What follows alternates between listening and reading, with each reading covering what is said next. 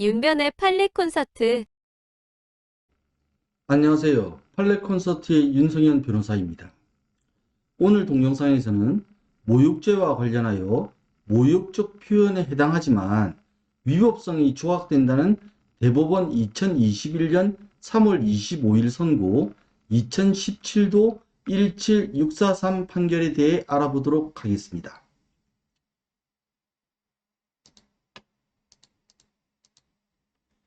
먼저 모욕죄에 관한 형법 제311조를 보겠습니다. 형법 제311조 모욕.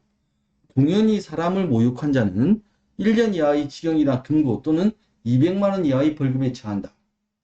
모욕이란 업신여길모, 깔본다는 의미죠. 업신여길모, 욕될 욕의 합성어이니 깔보고 욕되게 한다는 의미입니다. 형법에서 모욕이란 구체적인 사실을 적시하지 아니하고, 이게 중요합니다. 구체적인 사실을 적시하지 아니하고 사람을 욕되게 표현하는 것을 말합니다. 이를 좀 더 어렵게 표현하면 사실을 적시하지 아니하고 사람의 사회적 평가를 저하시킬 만한 추상적 판단이나 경멸적 감정을 표현한 것입니다. 반면 사실을 적시하여 사람의 명예를 훼손시키면 형법 제307조의 명예훼손죄에 해당합니다. 모욕죄가 아니라. 또한 지난 5회 동영상에서 한번 말씀드렸듯이 공연이, 여기서 이제 공연이 나오지 않습니까?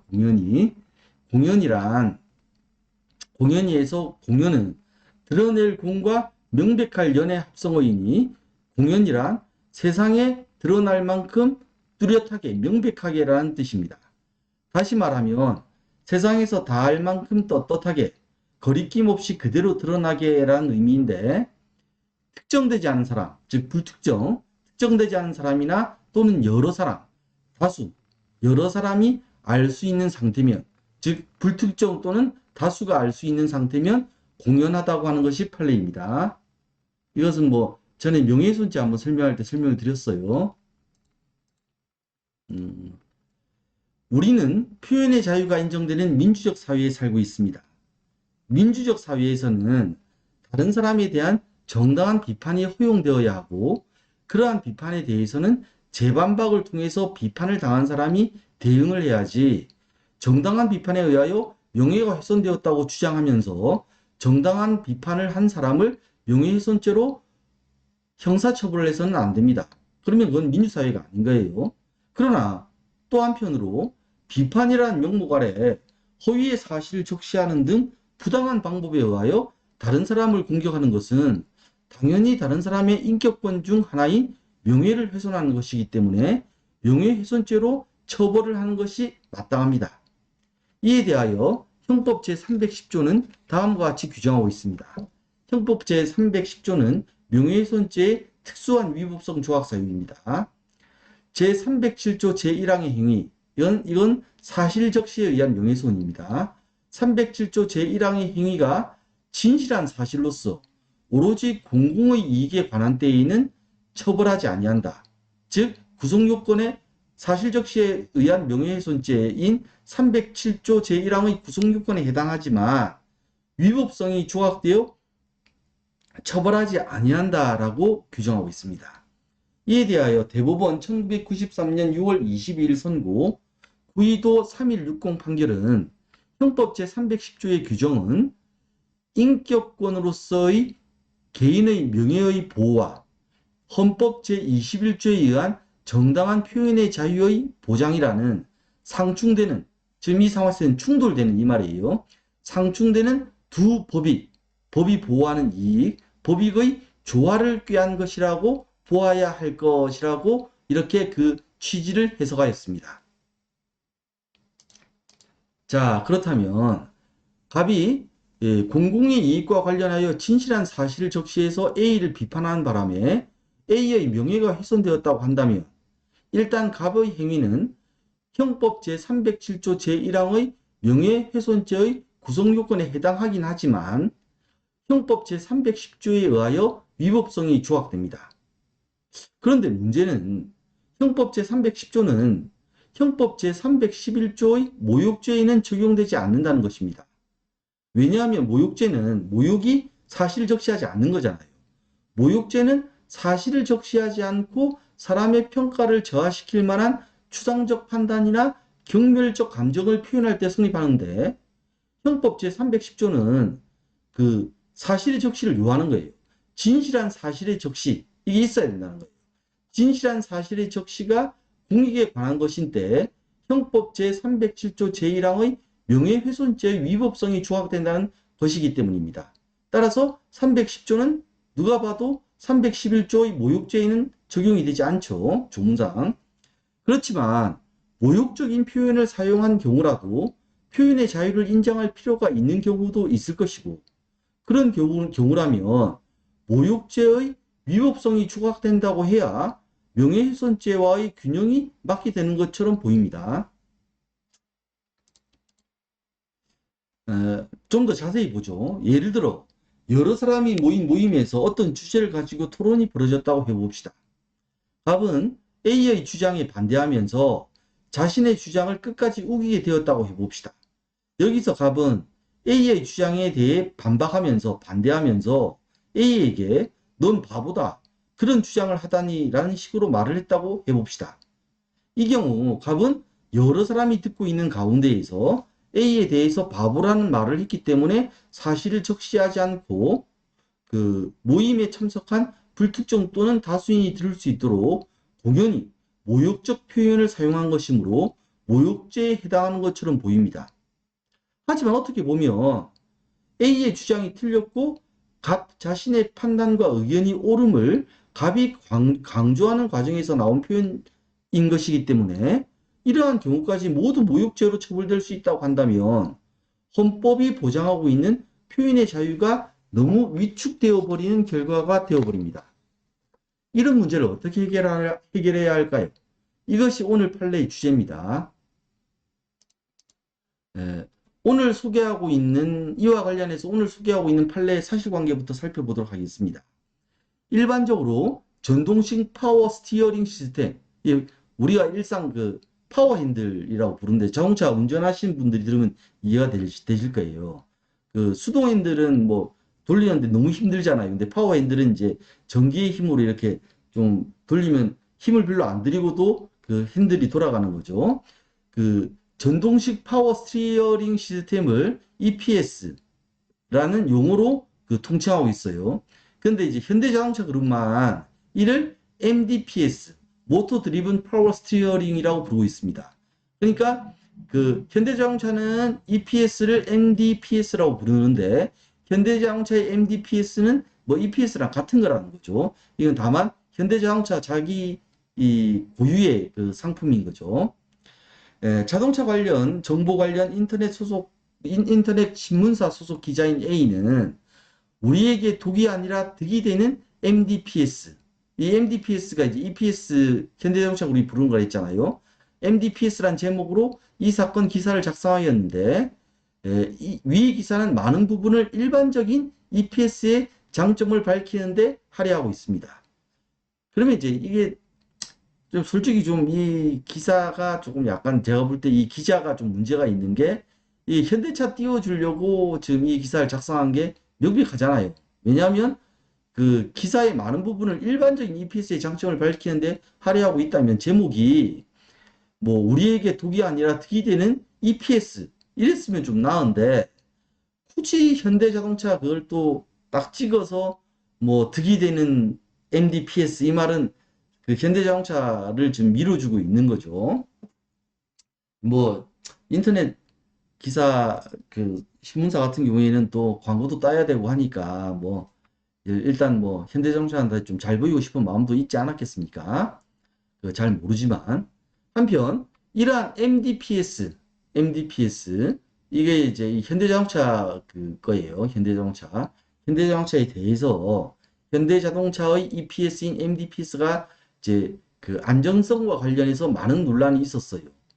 그 MBC는 시사 매거진 2580이라는 그 고발 프로그램에서 그 공포의 운전대라는 그 편을 작성해 가지고 MDPS 결함 의심 사고를 방송하기도 하였습니다. 자, 자동차 정보 관련 인터넷 신문사 소속 기자 A가 작성한 기사가 게재된 다음 사이트, 네이버가 아니라 다음이란 말이죠. 다음 사이트 자동차 뉴스 핫 이슈 난에는 위 기사를 읽은 독자들이 의견을 남길 수 있는 네티즌 댓글란이 마련되어 있었습니다. 다 아시죠? 문제는 MBC에서 위와 같이 현대자동차의 MDPS의 결함 의심 사고를 방송했음에도 A는 그 MDPS의 장점을 홍보하는 듯한 기사를 게재했기 때문에 이 인터넷을 본 갑은 댓글로 이런 걸 기레기라고 하죠 라는 내용의 글을 게시하였습니다. 그리고 뭐 갑만 댓글을 단 게 아니라 갑의 댓글 전후에는 1000건이 넘는 댓글이 게시되었는데 다음과 같은 내용의 댓글이 등록되어 있었습니다. 자, 단가에 유리한 점이 있다고 하셨는데 회사에나 유리하지 운전자 소비자 입장에선 유리한 게 아니잖아요. 그러면 이러면 되겠네. 아반떼에 들어간 EPS를 제네시스에 넣어라. 됐지? 어디서 이런 기레기가. 근데 여기 다른 사람도 기레기라는 표현을 썼어요. 자, 2580 보고도 그런 소리가 나오냐? 뭐 이런 식으로 기사들이 댓글이 그 기사에 대한 댓글이 한 1000개라는 거예요. 1000개가. 자, 그런데 이제 이 A 기자는 이제 갑을 고소를 한 거예요. 갑을 고소를 해서 이제 검사는 뭐 모욕이 되니까 이제 그 기소를 이제 한 이런 거죠. 일단 갑이 다음 사이트 댓글란에 댓글을 달았으니 그 사이트 댓글란 누구나 볼 수 있잖아요. 달았으니 불특정 또는 다수인이 볼 수 있어 공연성은 인정됩니다. 그러니까 모욕죄의 공연이라는 부분은 이제 적용이 되는 거죠.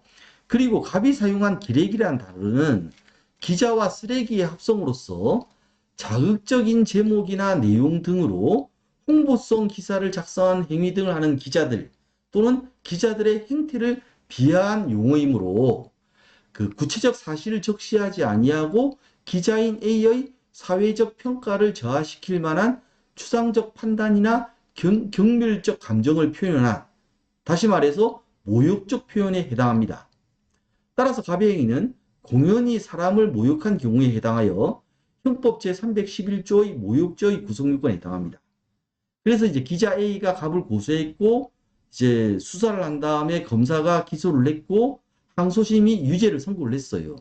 유죄를 선고를 했어요. 근데 여담이지만 이분이 참 대단한 분인 게 그 모욕죄 해봐야 벌금 얼마 안 나오는데 이렇게 그 차라리 귀찮아서라도 벌금 내고 말지 대법원까지 가서 하셨다는 게 제가 볼 때에는 이분 진짜 뭐 엄청 열받으셨거나 이게 자기는 억울하다 생각해서 엄청 열받으셨거나 아니면 그 정말 어떤 의미에서 공익을 위해서 정말 대법원 판례 그러니까 법원의 판단 잘못된 판단은 항소심의 잘못된 판단은 바로 잡아야 한다라는 오직 공익을 위해서 이렇게 하셨거나 하는 건데 솔직히 뭐 제가 뭐 법조인으로서 좀 오랜 기간 동안 근무를 해봤지만 이런 경우 참 드물거든요. 예? 이런 경우 참 이제 드문데 좀 우리나라에 좀 어떤 의미에서 이런 분들이 많아주셔야 판례가 그 대법원 판례가 풍부해지고 그래서 이제 여러 가지 법률적 그 문제에 대해서 이게 맞는지 저게 맞는지 이걸 알기 위해서 뭐 고소를 안 하고 대법원 판결만 찾아보면 되는 거기 때문에 될 수 있기 때문에 참 이 상고까지 하신 이 갑 이분은 좀 어떤 의미에서는 좀 그 뭐 본인이 열받아서 하셨다 할지라도 참 칭찬 받으셔야 되는 받으셔야 되는 분이에요. 제가 볼 때는. 자, 이 여담이었고. 자, 하지만 이에 대하여 대법원은 갑의 이와 같은 댓글 게시 행위는 다음과 같은 이유로 형법 제20조의 사회상규에 위배되지 아니하는 행위로서 위법성이 조각된다고 보았습니다. 여기서 사회상규란 지난 13회 동영상에서도 설명드렸듯이 우리 사회가 가지고 있는 정상적인, 그래서 상이죠. 정상적인 규범, 그래서 규예요. 합치면 상규 아닙니까? 우리 사회가 가지고 있는 정상적인 규범을 의미합니다. 자, 판례를 보시죠. 모욕죄에서 말하는 모욕이란 사실을 적시하지 아니하고 사람의 사회적 평가를 저하시킬 만한 추상적 판단이나 경멸적 감정을 표현하는 것을 의미한다. 설명드렸죠.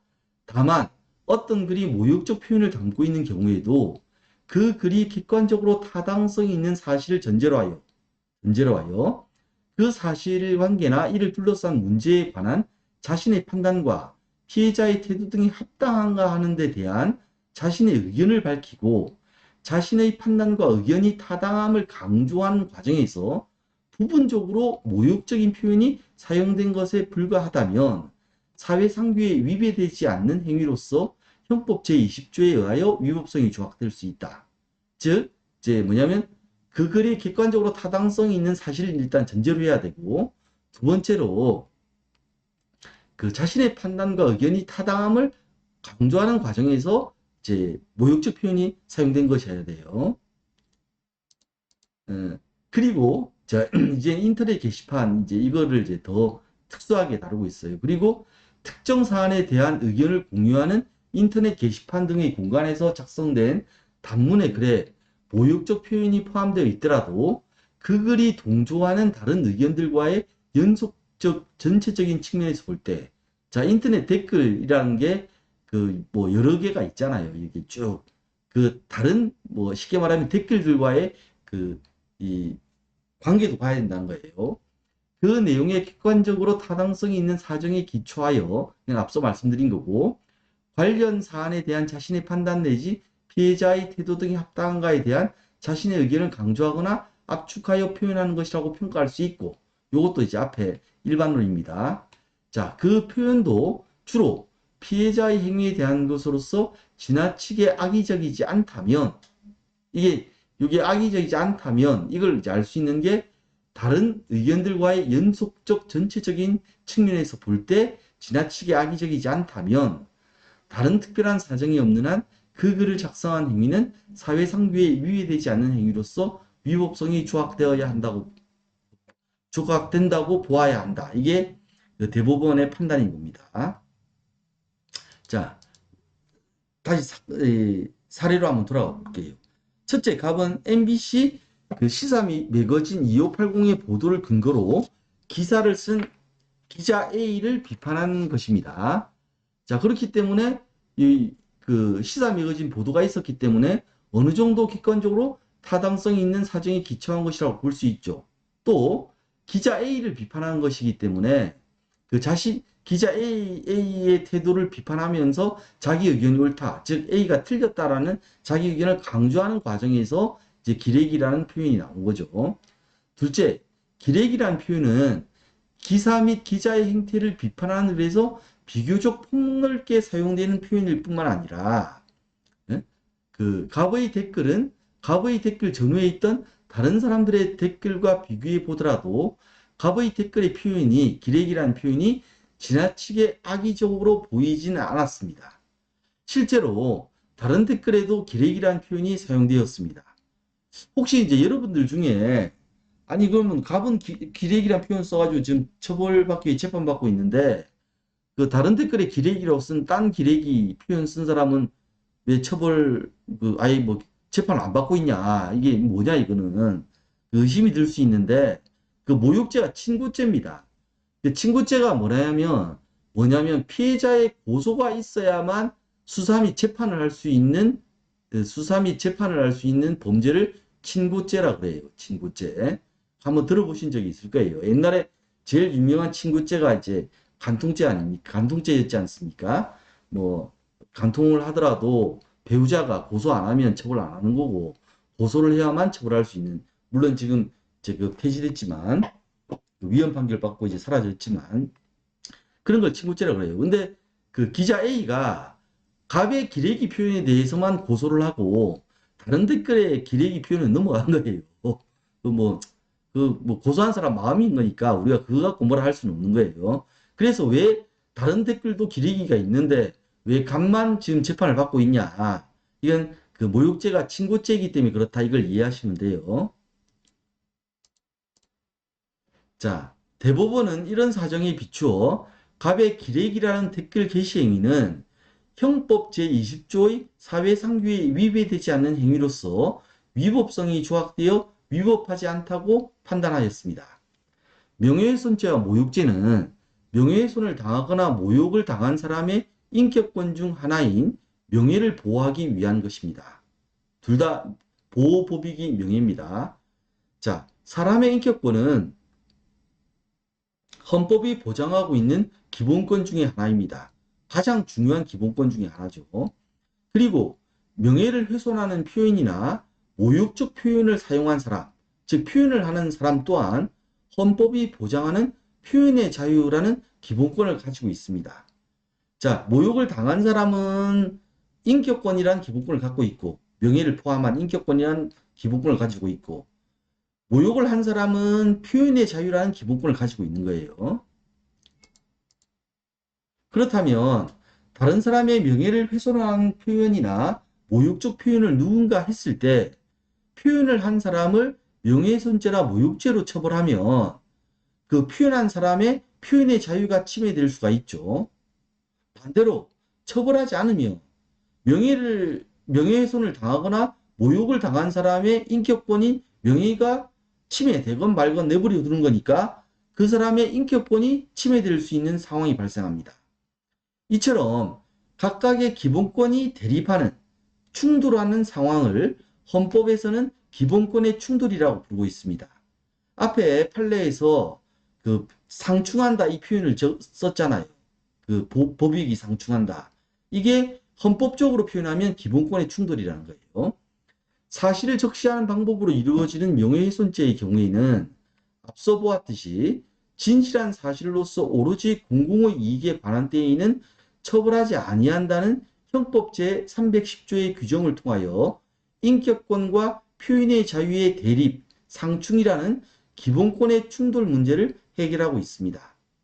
그런데 모욕죄의 경우에는 형법 제310조의 규정이 적용될 수 없기 때문에 위법성 조각에 관한 일반 규정인 형법 제20조, 그 사회상규에 위배되지 않는 행위의 문제로 기본권의 충돌 문제가 해결되는 겁니다. 이거 좀 이해되실지 모르겠습니다. 법 체계가.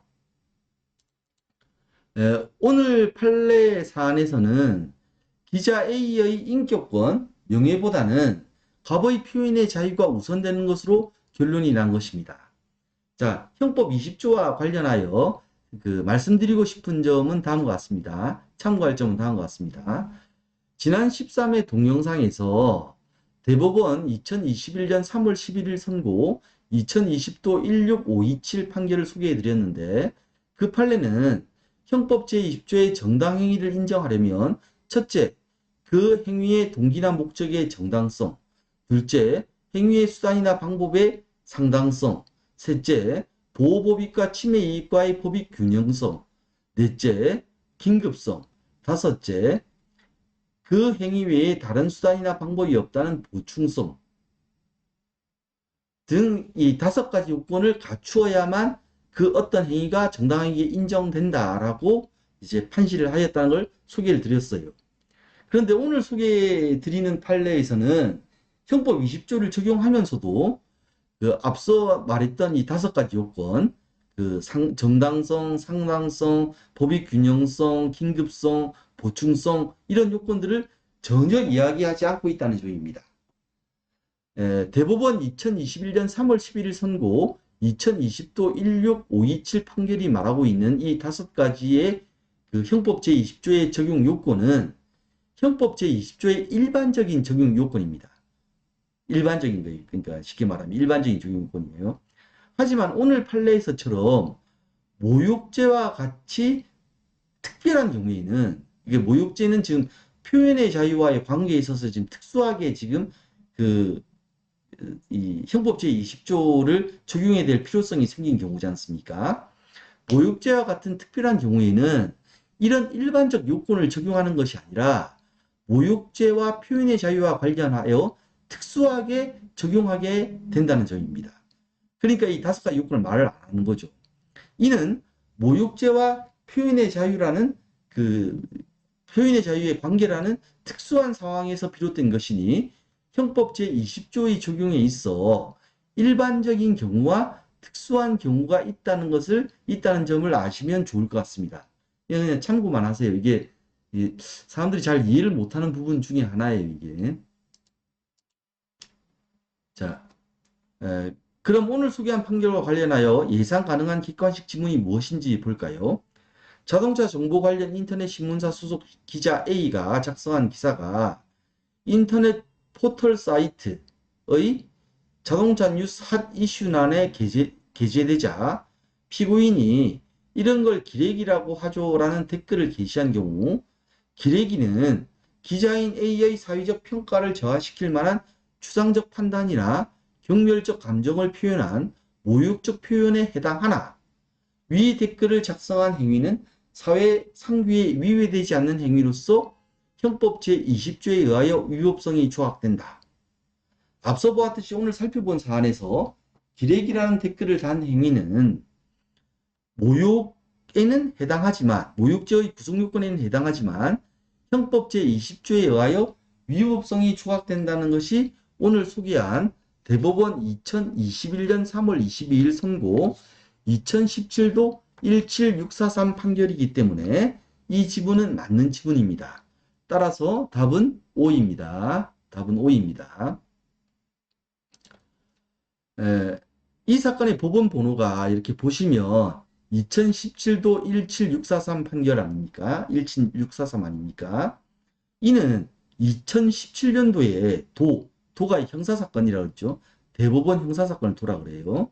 2017년도에 그 대법원에 상고된 형사사건 중 17,643번째 사건이라는 의미입니다. 그러면 이건 2017년도에 상고됐는데 대법원에 접수가 되었는데 판결 선고일이 언제입니까? 2021년 3월 25일입니다. 그러니까 무려 4년 대법원에 접수된 지 무려 4년 만에 판결 선고가 된 겁니다. 자, 이 이유가 뭘까요? 이게 제가 볼 때는 대법원의 고심이라는 거죠. 대법원 입장에서는 기레기라는 표현을 써도 위법성이 조학돼서 무죄다라고 판단을 해버리면 이후 기자들은 전부 기레기라는 말을 듣고 살아야 하는데 이렇게 하기도 좀 찝찝한 거 아니었을까요?